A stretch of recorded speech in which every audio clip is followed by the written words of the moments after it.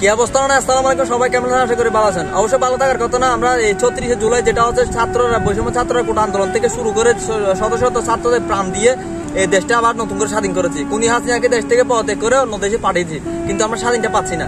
সবচেয়ে একটা বিষয় দেখে খুবই খারাপ লাগে, সেটা হচ্ছে বঙ্গবন্ধু শেখ মুজিবুর রহমানের স্ট্যাচুতে কিংবা তার মূর্তিতে কিংবা তার ছবিতে আঘাত করা।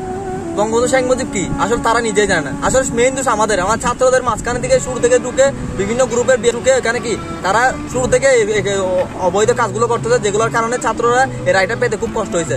অবশেষে স্বাধীন হওয়ার পরও কি তারা বিভিন্ন জায়গায় কি ছাত্র আন্দোলন থেকে আনন্দ মিছিল নিয়ে এখানে কি মানে রাষ্ট্রীয় সম্পদ নষ্ট করতেছে। সব মানে তাদের ১৫ বছর যে কূপটা ছিল সেগুলো সম্পূর্ণ তুলে ফেলতেছে, কিন্তু মাঝখান দিয়ে দেশের সম্পদ নষ্ট হচ্ছে।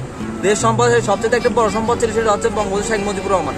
যে আমাকে এখন আপনার বিএনপি পাবেন, জামাত পাবেন, আওয়ামী লীগ পাবেন কিংবা রাজাকার পাবেন, যাই পাবেন এজ ইউজ, কিন্তু রাইকের সত্যিকে সত্যি বলতে হবে। আমি এই কথাগুলো অনেক আগে বলতে হবে। আমাদের ছোটখাটো মানুষ আমার কোনো পাত্তাই নেই। এমনকি বর্তমান দেখছি বঙ্গবন্ধুর স্ট্যাচুতে কি একটা মানুষ উঠে প্রস্তাব করতেছে কিংবা তার স্ট্যাচুগুলো কি কেরান দিয়ে ভেঙে ফেলতেছে।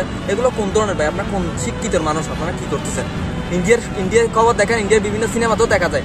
ইন্ডিয়ার মহাত্মা গান্ধীকে নাম শুনছেন? মহাত্মা গান্ধী ছিল একজন নীতিবান রাজনৈতিকবিদ এবং শাসনবিদ। সে দেশটাকে এমনভাবে শাসন করছে যার কথা ইন্ডিয়া এখনো মনে করে। তাদের বিভিন্ন অফিস আদালতে কি বর্তমান নরেন্দ্র মোদী কি শাসন করছে, তারপরে কি ওই মহাত্মা গান্ধীর ছবিটা এখনো কি স্মৃতি হিসেবে রেখে দিচ্ছে তাদের বিভিন্ন অফিস কার্যালয়।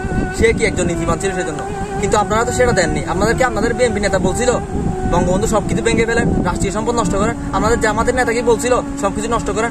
যারা বোঝার তারাও কোনোদিন করবে না বিষয়টা। আপনাদের মতো অশিক্ষিত মানুষগুলো কি এই কাজগুলো করে। তো আমার কাছে একটা মিনতি ছাত্রদেরকে বলতেছি, যারা মানে কি রাষ্ট্রীয় সম্পদ বাঁচাচ্ছেন তাদেরকে বলতেছি, আপনারা এরকম দুর্নীতিগুলো দেখলে তাদেরকে আটক করেন, তাদেরকে প্রয়োজন মারেন, তাদের পরিবর্তে প্রতিবাদ করেন। তারা দেশের সম্পদ নষ্ট করতেছে। বঙ্গবন্ধুর মতো একটা মানুষ আমার চোখে আমার যতটুকু দেখছি এই বয়সে, আমার চোখে ওয়ার্ল্ডের মধ্যে দেখি না এরকম সুন্দর ভাষণ দিয়ে মানুষকে সাহস করে দেখি। সবাই যুদ্ধ করে না, কেউ হাত দিয়ে করে, কেউ মুখ দিয়ে করে। এই মুখ দিয়ে করার সাহসটা সবার থাকে না। বঙ্গবন্ধু সাহস দিয়েছে বিধে দেশটা স্বাধীন হচ্ছে। দুই না থাকতো আমি এক কথাই বলবো, দেশটাই স্বাধীন হতো না। এমন একজন মানুষের সাথে কি আপনারা দুর্নীতি করছেন? যে হোক, খুনি হোক, লুটপাটকারী হোক, অন্যায়কারী হোক, সবকিছু হাসিনা তার ছেলে তার মেয়ে যাই বলেন, কিন্তু যে বঙ্গবন্ধুর মতো একজন মানুষ, তার শেখ রাসেল যারা মুক্তিযুদ্ধের জন্য প্রাণ দিয়েছে, তাদের নিয়ে আপনারা যে ক্ষতিটা করতেছেন।